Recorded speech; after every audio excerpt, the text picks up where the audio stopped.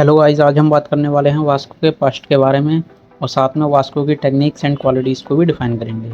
हम देखते हैं कि वास्को जब मिडिल स्कूल में था तो कुछ पुलिस जेस और वास्को दोनों को बुली करते थे और उन पुलिस ने वास्को की बॉडी को काटकर कुछ गंदे टैटूज भी बना दिए थे, जिसके बाद वास्को ने स्कूल जाना बंद कर दिया और वो पुलिस जेस को बुली करने लगे। साथ में जेस से कहा कि वास्को को स्कूल में लेकर आओ क्योंकि वो तुम्हारा दोस्त है। और जब जेस वास्को के घर गया तो उसने देखा कि डस्टबिन में खून की पट्टियां डली हुई हैं और वास्को कंबल ओढ़कर बेड पर लेटा हुआ है। और जब जेस कंबल उठाकर देखता है तो वह शॉक हो जाता है क्योंकि वास्को की बॉडी पर स्किन को काटकर टैटूज बने हुए थे। अगले दिन जब जेस स्कूल जाता है तो वो पुलिस उसे बुली करने लगते हैं और वास्को की तरह ही उसकी बॉडी पर भी टैटूज बनाने लगते हैं। पर उसी वक्त पर वास्को आता है और उस बुली को टैटूज बनाने से रोक लेता है, पर वास्को इतना कमजोर था कि वो उनके आगे कुछ नहीं कर पाता और वो पुलिस वास्को को पीटने लगते हैं और उसी वक्त गू के आता है और उन पुलिस को बहुत बुरी तरह से पीटता है। और उस इंसिडेंट के बाद वास्को गू से पूछता है कि तुम इतने ताकतवर कैसे हो, मुझे भी ताकतवर बनना है। और गू के में से टिप देता है कि daily 100 pushup, 100 setup, 100 pullup, 100 squats and 10 kilometre running और इसके बाद तुम ताकतवर बन जाओगे। और कुछ समय बाद वास्को इन गंदे टैटूज को छुपाने के लिए नए टैटूज बनवाता है, इसीलिए वास्को की बॉडी पर इतने सारे टैटूज हैं।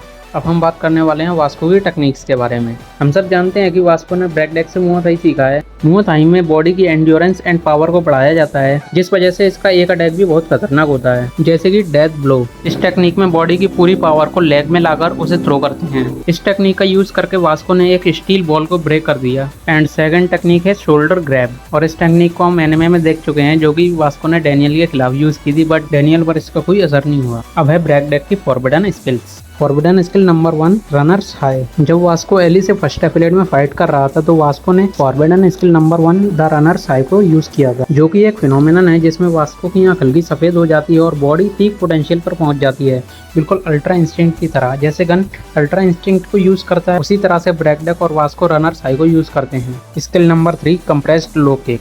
इस टेक्निक में बॉडी की फुल पावर को किक में डालकर अपोनेंट के स्टमक और लेग्स पर अटैक करते हैं। Skill number 5, piercing the intestines. इस टेक्निक में हेड से अपोनेंट के चेहरे पर और नी से अपोनेंट के स्टमक पर अटैक करते हैं। Skill number 7, means the Dove.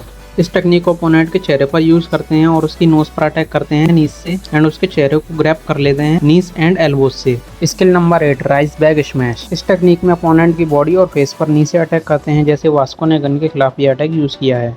Skill number 9, super strength strikes. इस टेक्निक में बहुत सारे पंचेस को सामने वाले ओपोनेंट पर मारा जाता है। Forbidden skill 2, 4, 6 and 8। In techniques को लोकिज्म में हमें ठीक से दिखाया नहीं है या फिर इनका केवल पोस्टर दिखाया गया है, इस वजह से ये टेक्निक्स अभी डिफाइन नहीं है, बट आने वाले चैप्टर्स में ये टेक्निक भी हमें बता दी जाएगी।